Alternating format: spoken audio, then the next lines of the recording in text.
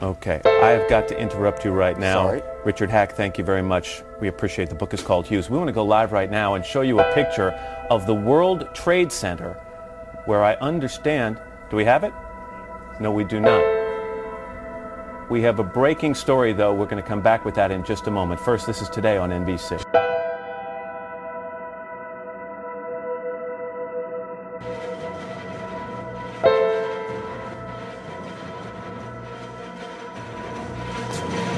It's 8:52 here in New York. I'm Bryant Gumbel. We understand that there has been a plane crash on the southern tip of Manhattan. You're looking at the World Trade Center. We understand that a plane has crashed into the World Trade Center. We don't know anything more than that. We don't know if it was a commercial aircraft.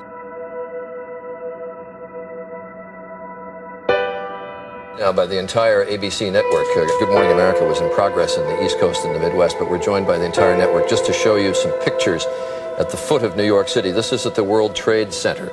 Obviously a major fire there, and there has been some sort of explosion. We don't fully know the details. There is one report, as of yet unconfirmed, that a plane has hit the World Trade Center, and you can see that there is smoke there coming out of at least two sides of the building.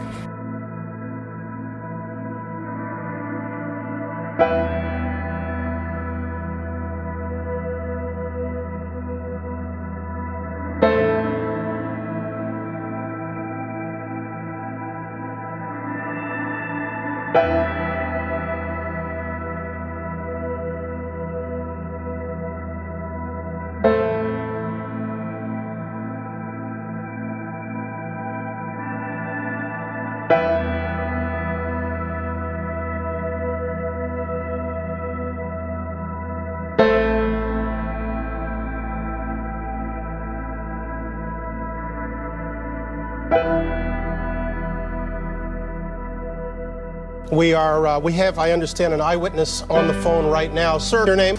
Yeah, my name is Stuart. Stuart, where are you right now? I'm working at a restaurant in Soho. All right, so tell us what you saw, if you would. I was waiting at a table and I literally saw it seemed to be like a small plane. I just heard a couple noises. It looked like it bounced off the building, and then I just saw a huge ball of fire on top. And then the smoke seemed to simmer down. And it just, a lot of smoke was coming out, and that's pretty much the extent of what I saw.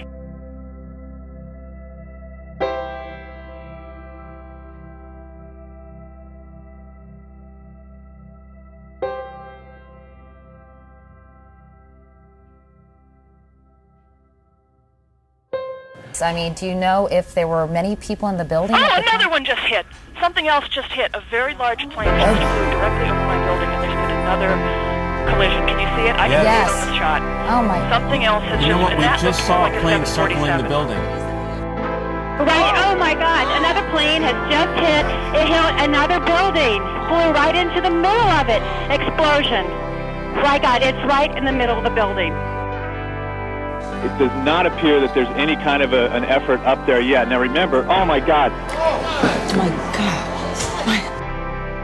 That looks like a second plane has just I did hit. not see a plane go in. That just exploded. We just saw another plane coming in from the side. You did. That was out of Yes, and that's the second explosion. You could see the plane.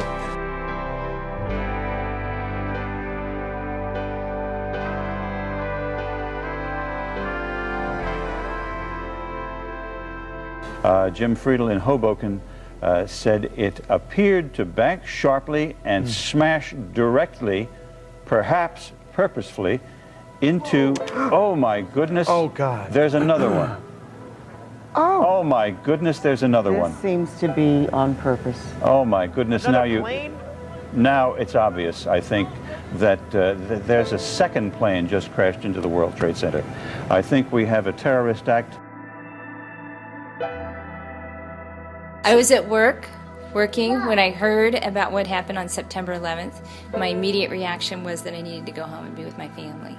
I was at work, and I was in a production meeting. I was actually in my living room getting ready to go to work.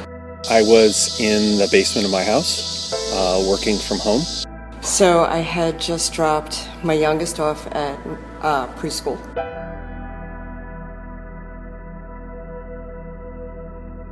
We had the radio playing. We would listen to the radio and the news every morning, and we heard about what was going on, and it was like everything stopped, and you just stopped and listened to the radio just to hear and know what was going on. It was one thing after another. When you got home, is that all you watched that night? Yeah. So you just watched the news and just to see what was going on, what was taking place, in those actual, in New York and in D.C. and, trying to understand what was going on and what everybody was going through.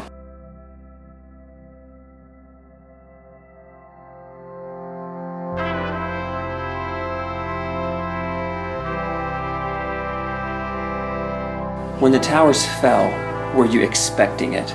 No.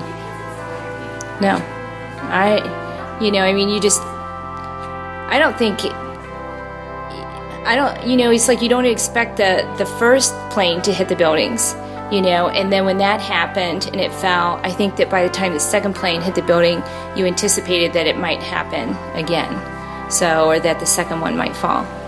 But when the first one fell, then you figured this. Yeah. I was at work, and I was in a production meeting, and I'm not sure how or who it was that said it or how they knew, but somebody just said a plane flew into the Twin Towers in New York. And I remember thinking originally that it was, there was another instance where a small plane had hit a building in New York. So I was just thinking that that's what it was. And then as we got out of the meeting and started listening to the radio, we realized it was a jetliner, and so we were all just kind of confused and just didn't know what was going on. And I remember we pulled a TV out. Somebody pulled a TV out that we had at work, and they had that on. And as the day unfolded, we would go down and watch a little bit of TV and go back and try to do a little work and then go back and watch some TV. And I just happened to be, and one of the times I went down to check out the news on the TV, I was standing there and they were showing the tower, the second tower, and when it collapsed. And I just remember just being just shocked, I can't even describe it. It was just an eerie feeling that, to see that thing just fall. Even after the first one fell, it was just seeing the second one fall, just was amazing. And then, the rest of the day was just a blur, not much work being done, people listening to radio and whatever we could, and then, just being glued to the news. The rest of the day at the drive home, listening to NPR, whatever news you could get, and then as soon as you get home, turning the TV all night long, just watching and re-watching the towers fall. It was very emotional, very moving, very sad day.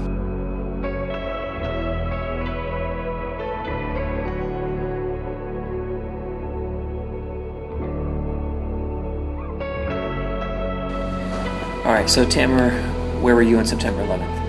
I was living in Lexington, Kentucky at the time, and I was actually in my living room getting ready to go to work. I was watching TV, and I saw what happened, and I was like praying that it's an accident, something went wrong, and then sometime later the second plane hit, and it was really devastating. I don't know what to do at that time. I didn't even know if to sit down or stand up, or just it was really shocking what happened. So, did you go into work that day? I did not. I could not. I had to follow the news, and there was a period of a couple hours where actually nothing was being shared with on TV or anything like that. So I was trying to find any more news online or whatever the case may be then, but I was trying to follow what happened. Now, you have an ethnic look to you. Yeah, very. You were born where? I was born in Egypt. Okay. Yeah. So, in the days or months that followed, it seemed like tensions were very high. It was, and in my case, I mean, actually, I'm considered, I lived in Kentucky, Right. Lexington. I did not really encounter any issues at all. I mean, zero. Were you concerned that you would? Well, maybe the first couple of days, but when again, I'm thinking in a vacuum. I'm not really interacting with anybody. I'm watching TV. I'm glued to the TV. But once I made it to work and just faced real people on the street, and then there was nothing. And actually, I shared my concerns with my coworkers, and they said, "Well, you don't have to worry about anything. We can tell the difference. We're not going to be mad at everybody that looks like this, or So it's." But you had actually even spoken to coworkers about. Yeah, I was like, it's like this is horrible. It's the people that did this. I mean, right. we have something in common.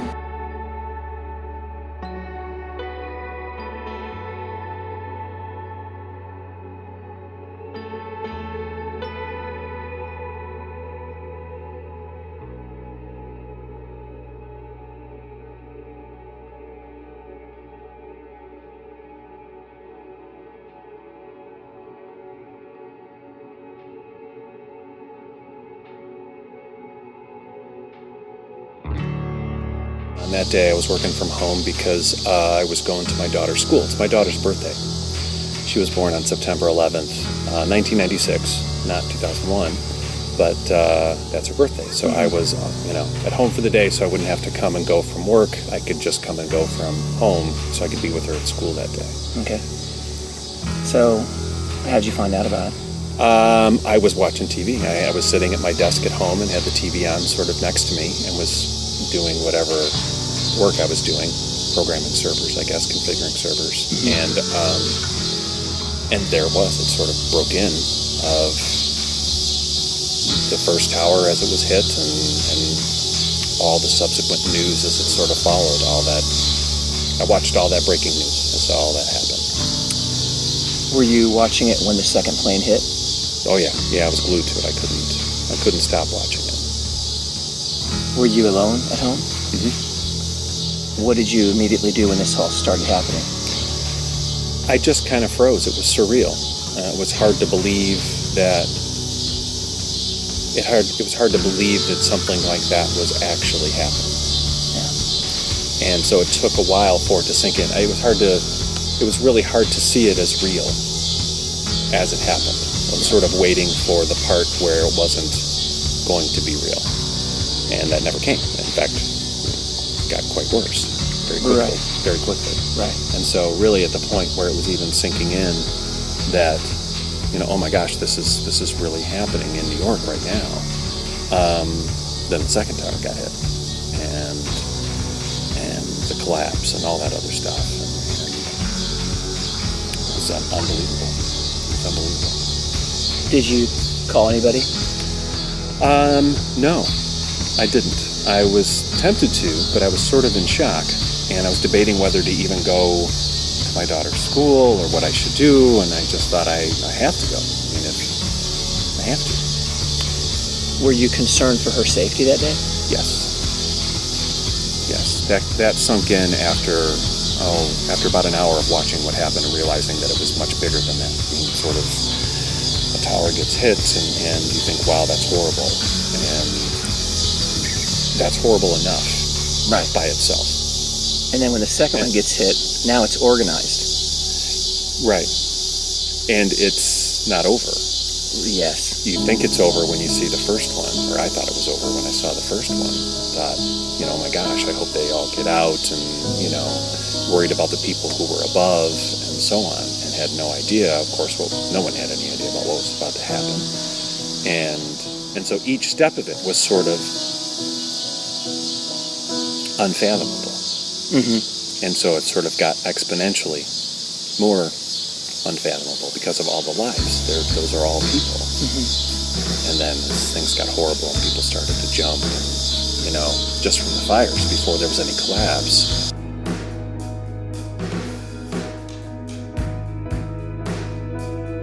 As those reports started to come in, and the one that was destined for the White House in Pennsylvania and so on, it just it started to make me wonder just how big it was going to get, that this was happening here at home. And unfortunately, we've grown accustomed, even then, to seeing horrors abroad. You know, the Gaza Strip has been full of this kind of violence for as long as I've known of the Gaza Strip. There's other parts in the Middle East that have known this kind of violence. Maybe not the scale, but they've known this kind of violence. But we've never really experienced it on this scale at home. And we had, in, I hate to say a smaller way in Oklahoma City, but it was smaller. It was devastating, but it was smaller. And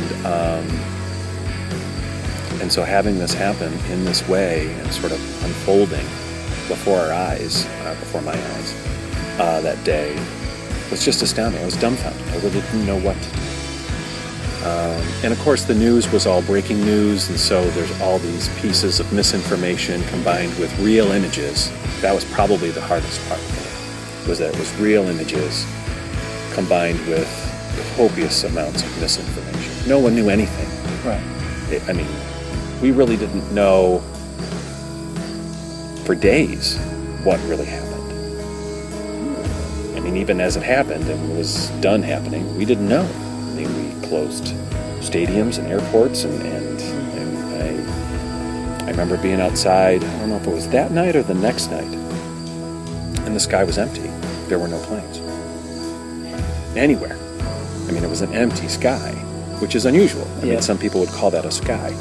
There's sort of the converse of that, of like what we've done to our skies, but it was also sort of telling the impact this had on us, that we really didn't know as a country. What is this about? What's the scope? What's the scale? How can this happen? And I think we were all in shock. We didn't know what to do. Where was your wife at the time? She was at work.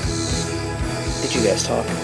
I wasn't able to because we didn't have cell phones yet.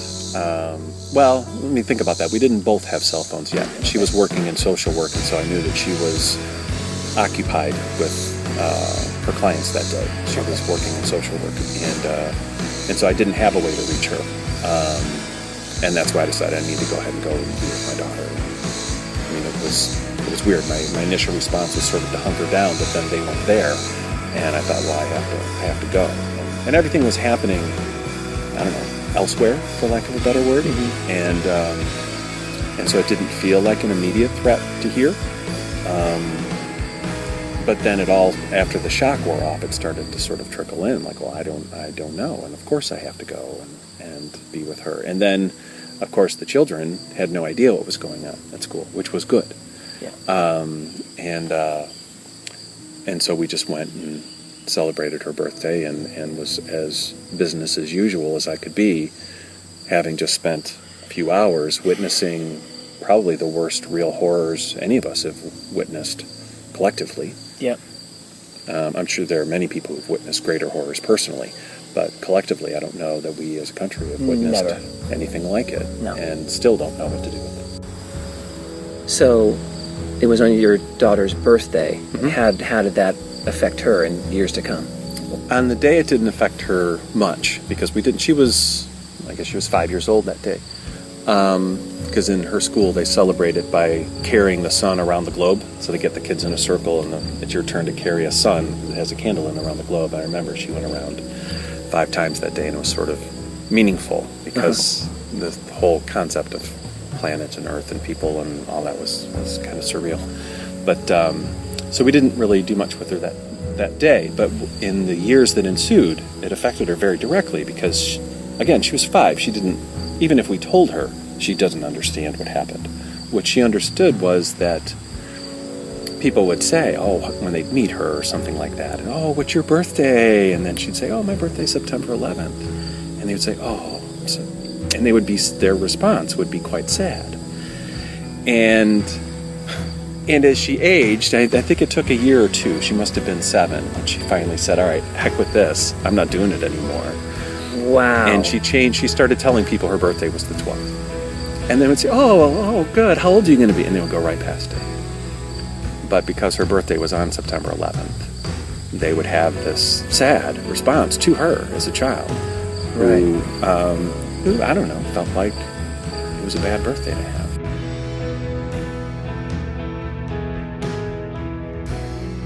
Where were you on September 11th? So I was in high school, actually. So I was a freshman in high school then. I was sitting in study hall, and I remembered something was weird and amiss because there were teachers suddenly showing up in the study hall. So the study hall, I'm sorry, let me put that in context. We were in the cafeteria, so there's just a whole bunch of students just in the cafeteria. Whatever, it's study hall. There wasn't anything crazy about it. There's just a whole lot of activity though, and then a whole bunch of teachers started showing up, turning on TVs and watching. And I'm gonna feel like a terrible person saying this, but I remember watching people jumping from the building, like looking at the footage, watching people, live footage, because the buildings are smoking and everything. We saw the second plane hit the second tower. We didn't see the first one.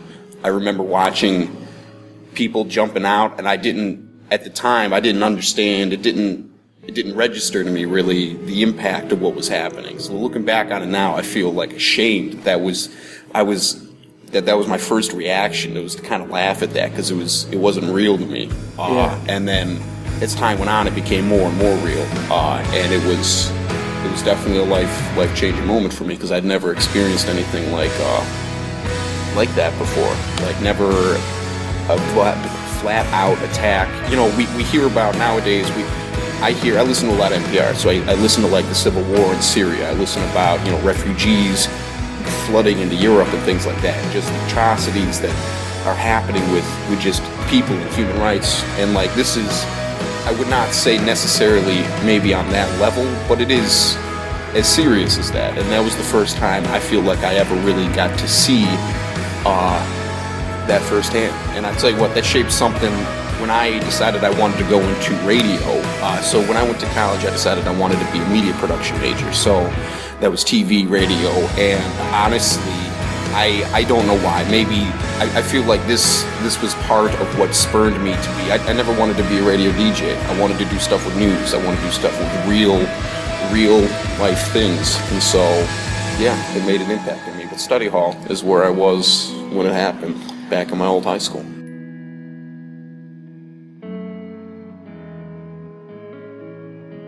We were just fixated on what was happening. And then it was like, then we watched the second plane hit, and like, I remember that till I die. I hope I never forget that, because it was burned into my memory, just watching on TV, just watching it happen, and it was surreal.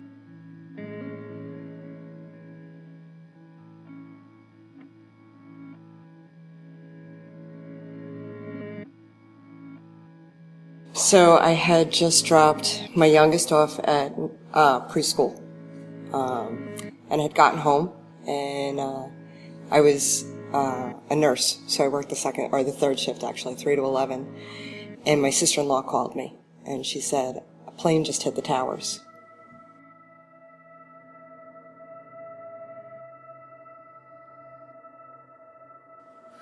And I said, what? And she said, a plane just hit the towers. And Tim had just started a new job, so he was working from home. And I ran downstairs and I said, a plane hit the towers. It's got to be an accident. It has to be. And he looked at me and said, no, it's not. And we flipped on the television and saw the towers. I forget which tower, probably the South Tower, I think, was hit first. And just in smoke. Mm-hmm. And we still lived in New Jersey at the time, 15 minutes outside of Manhattan. So we both grew up seeing the New York skyline from our houses, our childhood homes. So there was a road in Woodridge called Moonachie Road, and it opened up onto Route 17, and the view from that road was the whole skyline. And we looked at each other and jumped in the car and drove over to Moonachie Road. And I remember listening to Don Imus on the radio. And just as we get to Moonachie Road, he said, wait a minute, rewind that tape. I think another plane just hit the towers. And we got out in time to see the cloud of smoke coming up from the towers. And the second one had been hit.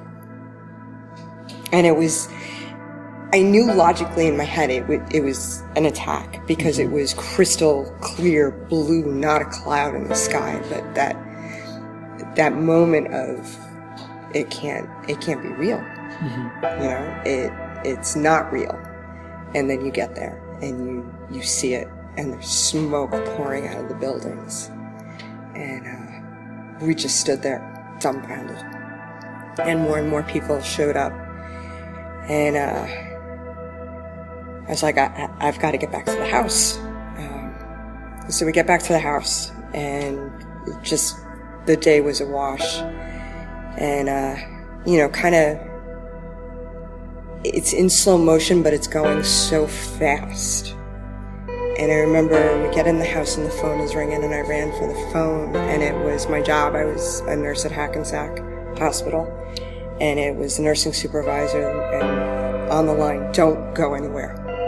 We were under Code Yellow, which was a disaster code, which meant you were going to get pulled in for your shift when they needed you to come in. And I said, all right, you know, and no cell phones, no smartphones, so you were housebound. You couldn't get anywhere because if they needed you, you needed to be there as soon as possible. It was all hands on deck. And so kind of standing there and watching the time, and my mother-in-law was still alive at the time, and she had called me, could I come over? And I said, okay. I had to call the hospital back and said, here's the number you can reach me at. There was, you know, a list of phone numbers that they could get a hold of me at. And I sat with her, and I remember my sister-in-law and my mother-in-law, and we're sitting there, and I'm watching. At this point, they still had the news helicopters up. They hadn't shut down air traffic yet, and just watching and thinking to myself, and I think I actually said it out loud at one point, that tower's going to go down. Because it didn't look right. You could see the tilt on it. And my sister-in-law going, no, that's just the angle. And I'm like, no, that's going to go down. You know, and at that point, and like I said, the day is flying. This is we're probably 10:30 now. Mm-hmm. So my youngest was only in preschool for half day. So I'm looking at the time, and I had to go and get her, and only a couple blocks away. And I get to the school, and I'm sitting there. Now, our towns were in the flight path of LaGuardia, Newark, JFK, and Teterboro. And I get out of my car, and it's dead silent.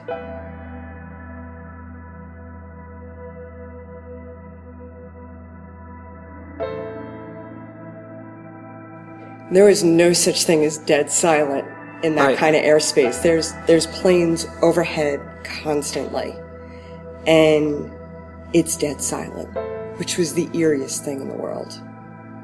And I'm standing there. My friend Maureen shows up to pick up her daughter, and all of a sudden you just hear an engine whine.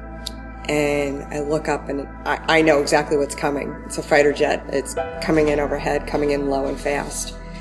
And Maureen looked at me and going, what is that? I'm like, it's fighter jets. They're coming in. They're protecting the airspace. And oh, wow. Just that look of, this is really real.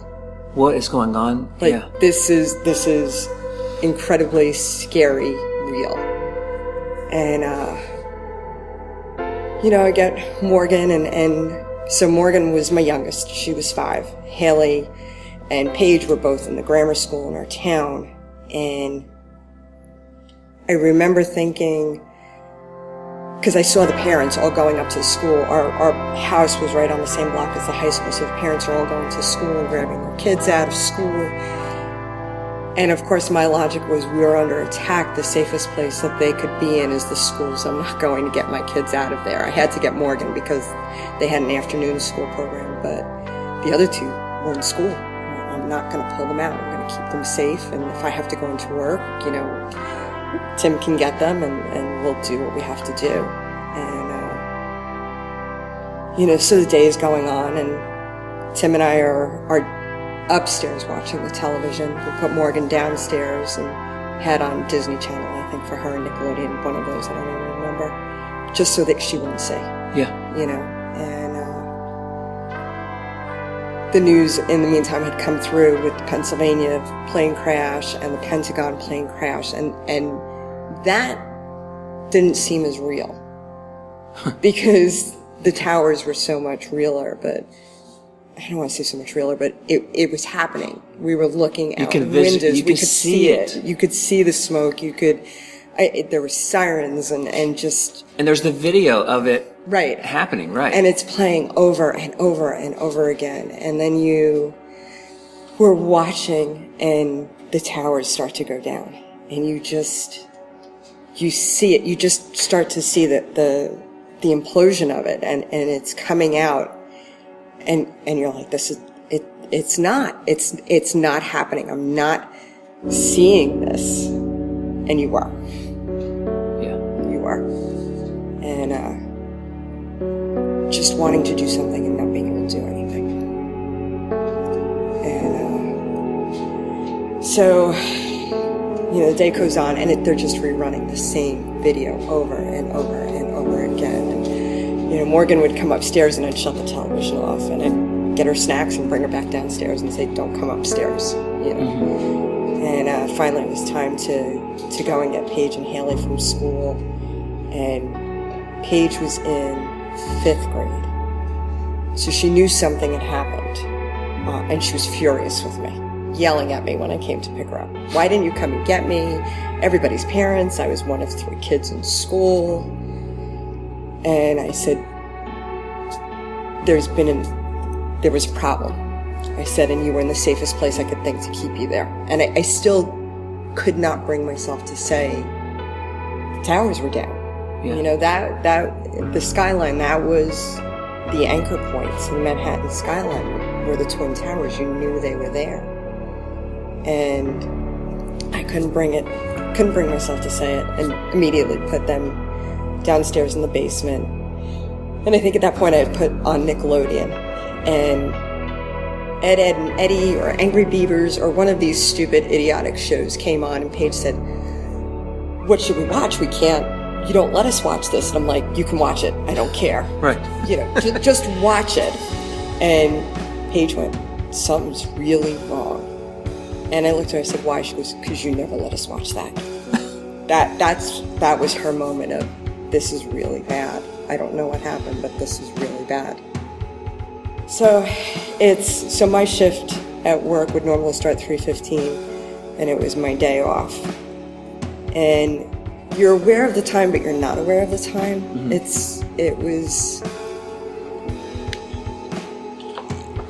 You had no idea how fast or how slow things were going. And I don't know what I was doing and why I stopped to look, but I looked, and it was 3:22.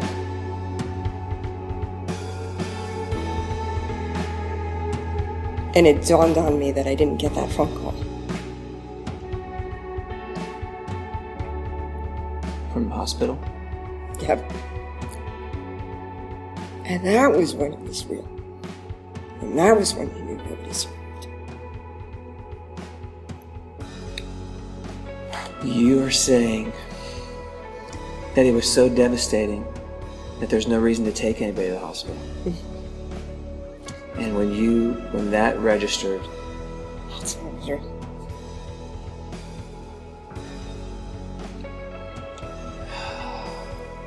So Did they bring anybody? Did they bring anybody over? Just not.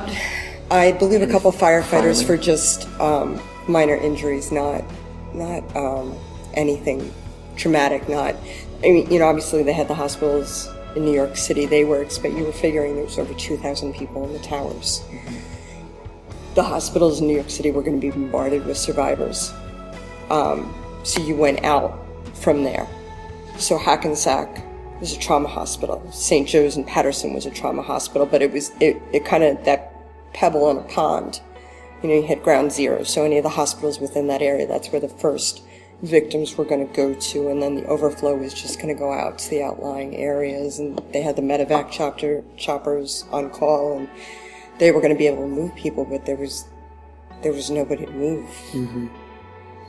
There was just no patience. There was nobody. Just casualties. Mm-hmm. Did you know people in the towers? Yes. So Father Judge, who was the chaplain for the firefighters, was actually a priest at St. Joe's. He was actually a priest at Assumption Parish in Woodridge, and then went to St. Joe's, and then went over to New York City. But when he was at St. Joe's, he used to run the summer Bible schools for the kids, and we did that every year as a kid. And Father Mike, we all knew him as Father Mike. We didn't know him as Father Judge. He would have the fire departments come down and do the wet downs for the kids. So these blazing hot summer days, and the pumpers would come out and just, he was such good friends. He was good friends with Ronald McDonald. So Ronald McDonald came in on a helicopter with Happy Meals for us and that kind of stuff. Yeah. And my father had called me up and he said, Father Judge is dead.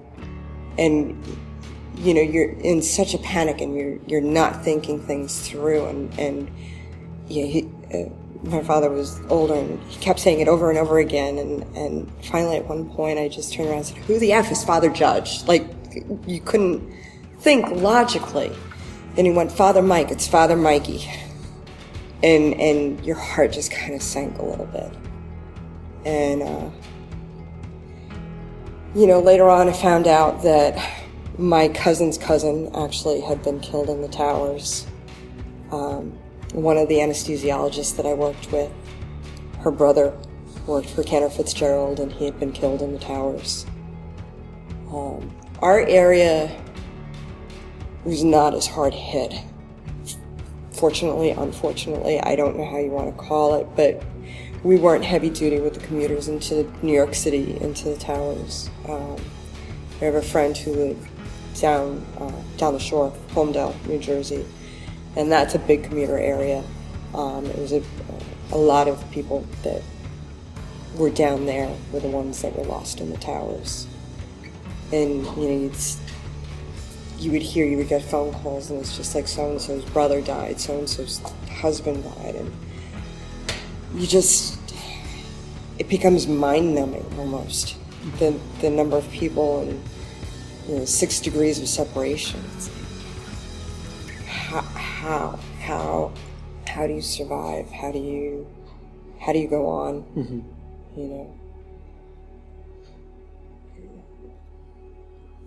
Did you know anyone who did survive? Yeah.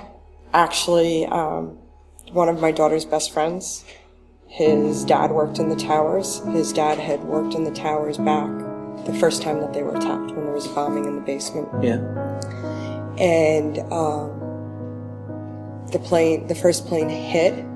They actually felt it in the building, and he packed his stuff up and started down the stairs immediately, and kept going. I believe that there was actually an announcement that said, everything. It was the other tower. Everything's okay. You can return to your desk. Hold on. He was in the building that was not hit by the plane. He felt it in that building. Mm-hmm. Starts leaving, and they said, "It's okay. It's at the building. Go back up and continue working." Okay. He kept going down. He said, "No, I'm going home." All right. Mm-hmm. And got out as because it was the second tower that got hit that went down first. So he was like walking out the doors as that whoosh, and just pushed out. Like, he just remembers getting someplace. He doesn't remember how he got there. It was just this big push of air. He's exiting as the building was coming down. Holy cow. Mm-hmm. Down the stairs, nobody took the elevators. Yeah. Mm-hmm. I remember playing golf in Ocean City, Maryland, years afterwards, and playing with these two guys from New York. And I asked them, "So, do you remember 9/11?" And these are just two New Yorkers, Mm-hmm. And New Yorkers, the thick skin, they got no problem, no emotion except Right. anger. And so they're, and so I'm asking them about that. And like you could see their demeanor changed the moment I mentioned 9/11. And they got quiet. And they started talking about, and one of them was saying, he worked right next to it, and he said he could see people leaping. I vividly remember CNN, the one clip that they showed one time, and that was the only time that they showed it, was somebody leaping out of the building. They pulled that clip almost instantaneously. It was reporting live, and they pulled that clip almost immediately. But it was just, did I actually see what I think I saw? Right. Your brain cannot comprehend it. Yeah. When I'm watching a movie, I know I'm watching a movie. Right. As good as it might be, I can process that. Right. But this is supposed to be real life, and this doesn't happen in real life. And how desperate are you that you jump out of that building? Yeah. So, 5 weeks and 6 days. So would have been probably the second to last week in July. So Tim, myself, and our oldest Paige all had birthdays in July. We were within days of one another. And we took a week off to go into the city because we had never taken the girls to the city. And you live right there. You don't do the tourist thing, that's for tourists. Right. And we took them all over the city. And one of the places that we went to was the trade towers. We were in the trade center. And we were inside, the observation deck on the inside, and I had pictures. And there's a little prop plane coming up the Hudson River, the same path that 6 weeks later the 747s take to hit the building. And, we were out on the roof. I still have pictures of being there, and then 6 weeks later, they're gone. Right. And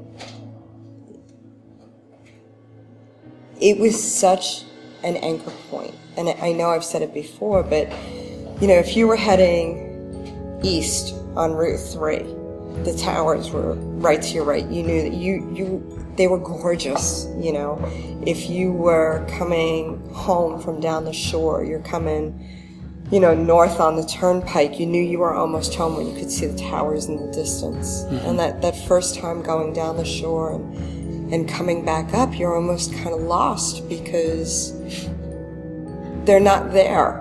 And you knew, like, when you saw them, okay, I've got to start getting over to the right-hand lane so I can get 16W so I can hop on Route 3 and get home. And you're like, that was our exit. We just missed our exit. And you don't think about it, but right. That's how it was, and it's weird. It's weird to think 14 years later we finally have a tower there, but it's not the same.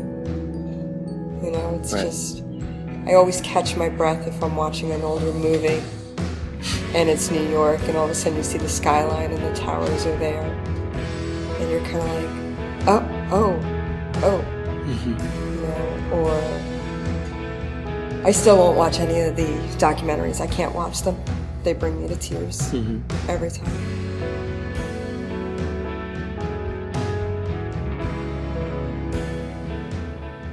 Well, this has by far been the most emotional podcast to record, but maybe even more so to produce.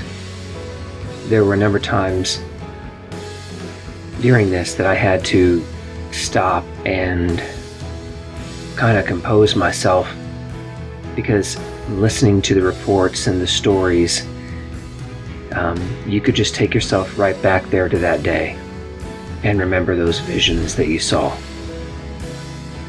This is one of those days that will live in all of our memories,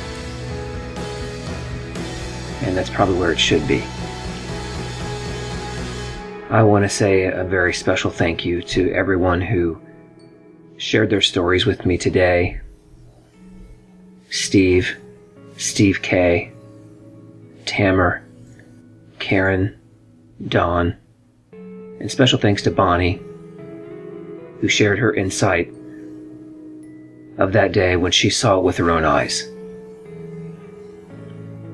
Also a special thank you to Nomads for providing their music as the background. The songs you heard today were Home, In Fields of Light, and Farther Than We Can See. Thanks again for listening, and remember, everyone has a story.